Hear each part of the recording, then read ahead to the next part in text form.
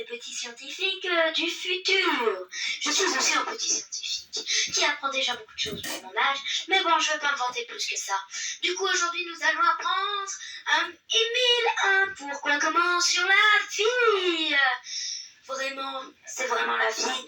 Là, je vous parle en regardant mon livre parce que je ne sais pas tout, comme vous le savez, personne ne sait vraiment tout. Même Einstein, qui savait beaucoup sur les mathématiques, l'histoire de base, c'était que des mathématiques, vu qu'il était prof de maths dans un lycée secondaire, maths forte, pardon. Et du coup, aujourd'hui, nous allons apprendre quelles sont les trois grandes formes de vie connues sur Terre. Les trois grandes formes de vie connues sur Terre, déjà, je vais vous dire les archers, ou alors archers, ça dépend l'accent, mais je préfère dire archer.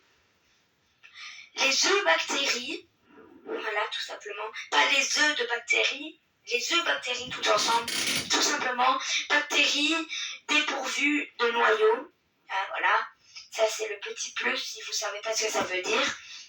Et les eucaryotes, pas eucaryotes, c'est eucaryotes tout entier. Quelle forme de vie comprennent les eucaryotes? Déjà les végétaux, les animaux, les bactéries et les champignons. Si vous n'avez pas compris, c'est un mélange de tout. C'est la vie, c'est le système, c'est tout ce que vous voulez, c'est la vie. Je vais vous lire une deuxième page parce que je sais que vous en avez marre. Je sais que vous en avez marre d'entendre des petites vidéos comme ça, qu'au final ne servent à rien, ou peut-être pour des très débiles qui suivent peut-être mes vidéos. Mais voilà, je doute. La vie. Qu'est-ce que la vie? On dit que quelque chose est vivant s'il maintient son existence en se procurant de l'énergie par la consommation de nourriture et en l'équilibrant par le rejet de déchets. Jusqu'à là, on a compris.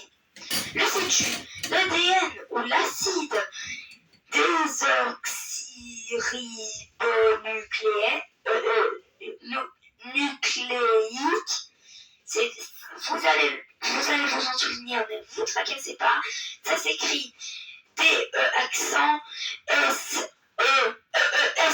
pardon, X-Y-R-I-B-O-N-U-C-L-E accent I-que, tout simplement, est la molécule qui contient le code génétique d'un être vivant.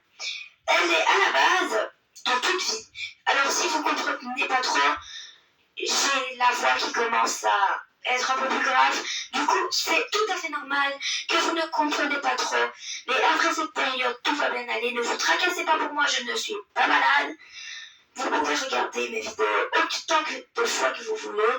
Mais par contre, il faudra passer par l'intelligence artificielle pour essayer d'affiner mes vidéos. Parce que là, ma voix, j'ai vraiment l'impression d'avoir des glaires dans la gorge. C'est très dérangeant sur les vidéos.